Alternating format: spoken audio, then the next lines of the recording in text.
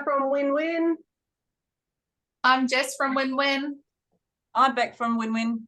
And welcome to today's episode of Insights from 3 mining recruiters' perspectives. As you know, our whole objective is to help you navigate the mining and recruitment industry. So we have got a couple of really awesome questions from you guys that we've got over the past couple of weeks. So let's kick it off with, do you think 4 or more jobs listed on your resume within a 1-year period is bad? I think it depends on what the jobs are. Like, if they are, if it's contract jobs or casual jobs, if they're all the same type of job, I think it's okay. I think it's when you're jumping industries and jumping into different jobs so often that it might be a problem. What do you think?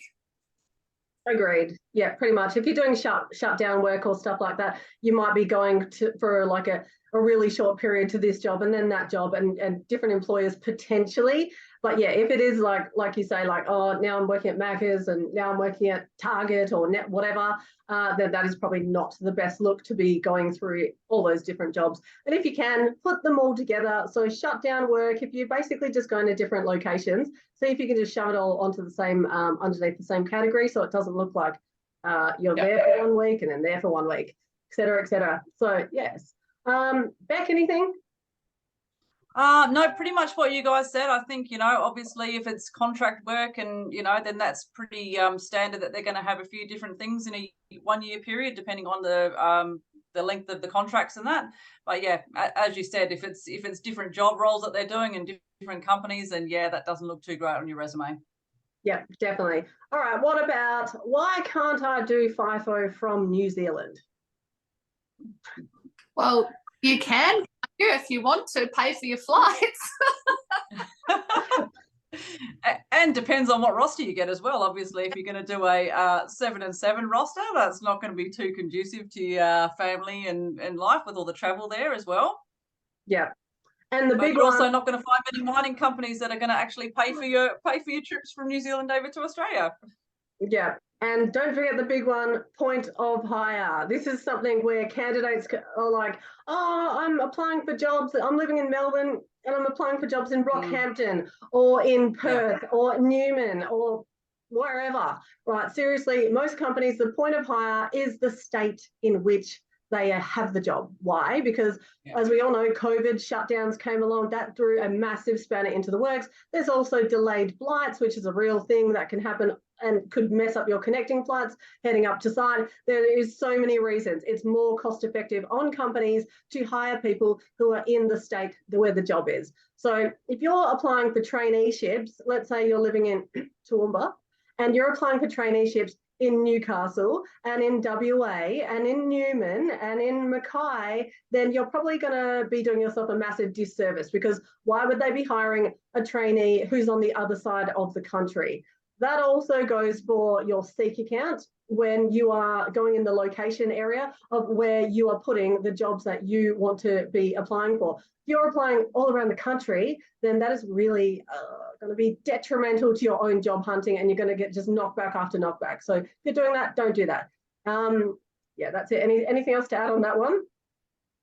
No, I don't think so. I think you covered everything there.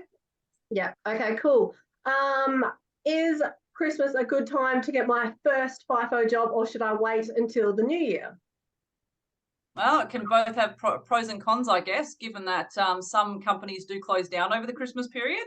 And obviously there's some workers that don't want to work Christmas, so they might leave. And so it might be a good opportunity to get your foot in the door as well. Yeah, I think, it can go either way, depending on what your skills are and what type of job you're looking for, because like Beck said, some people will shut down or run just a skeleton crew over the Christmas holidays, and then a lot of people will probably be leaving jobs because they want to take leave and they weren't allowed to, or it wasn't approved. So it could go either way. It really depends, I think, what type of role you're looking for. Like if you're a utility, if you're trying to get in as a utility on the ground floor, you'll probably always get work because they're always going to be short staffed. They're always going to need utility staff over Christmas. So it just depends what you're looking for, really. Yeah, absolutely. And chefs, let's not forget that. Big time, best time to get into the industry if you can handle like all those amazing cooking all those amazing Christmas feasts.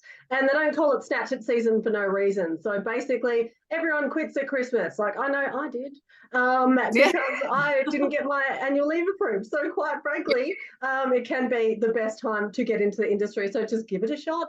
If you want to wait till the new year, no worries, do that so you can enjoy your Christmas. Or like, why not? Just put those applications out and see how you go. Okay, next question. Is there such a thing as being overqualified for a role? Because I have come from a supervisory background and I'm applying for operator roles. I don't think so. If you've got the skills and the know-how to be able to do the operator roles, I don't think that there's an issue with being too overqualified, as long as you've got the skills that you're applying for the job for.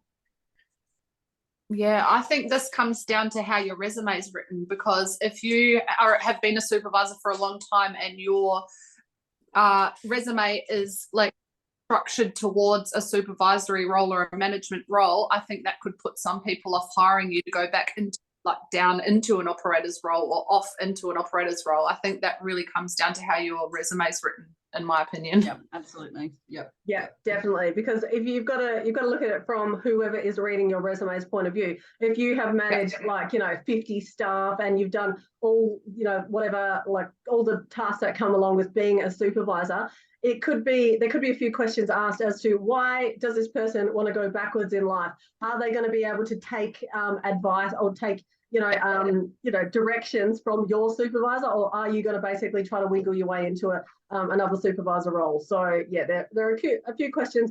Can you be too overqualified? I think yes and no, but again, Jess, you've nailed it with that one. It's all about how you then have all your resume structured to aim it towards the job that you want. So yeah, really, really simple. Okay, and what are the best job platforms to use to find jobs? Anyone want to take this on? LinkedIn. I love LinkedIn. I think LinkedIn's awesome. I think you can do everything on there. I think Seek is also really good. There's a lot of work on there. They're both really easy to use if you set them up correctly. They're my two favorites. I don't know about you guys. Yeah, I would definitely go with those two as well. I think they're the most effective tools in finding the jobs that you're after as well. Yeah. And funnily enough, I've actually got a video coming up on this one as well, because depending on what sort of job that you're going for, so if you're going for a mining job or like an engineering job or something like that, Seek without a doubt. Some people are like, oh, Seek, like if you're looking at Seek, like you've missed the boat. Not true. With a resume, a Seek profile that's done correctly and a LinkedIn profile, I feel confident saying I can get anyone, but basically any job that they want, right? LinkedIn is the best without a doubt, because that's where all the recruiters are. Like simply put, you can actually connect with them one-on-one and make some noise that way. So LinkedIn, number one. Number two is Seek without a doubt every single time. And number three is actually, I reckon, Indeed, because as an employer, we actually used to put ads on Indeed. They're free. I don't know whether they're still free, but they were really, really awesome to be able to do that. But again, if you are a big mining company, you're not going to pay for a free ad. You are going to like smash it out there, like on the big platforms where all the candidates are. So those are the top three, and keep an eye out for that video coming out, because depending on if you're a graduate engineer or if you're at this, there are different platforms that can actually be way, way more handy for you to get the job of your dreams. So yeah, keep an eye out for that one. And really, that's it for this week's episode. Does anyone have anything to add? No, not today. I think you covered everything. Well, great job, everyone, and thanks to you at home for watching. No, seriously, if you've got any questions, chuck them in the comments section below. We'll be more than happy to answer your questions, especially if they've got anything to do with the mining or recruitment industry. So thank you for watching. Have a fantastic day, and I'll chat to you too soon. Bye. Bye.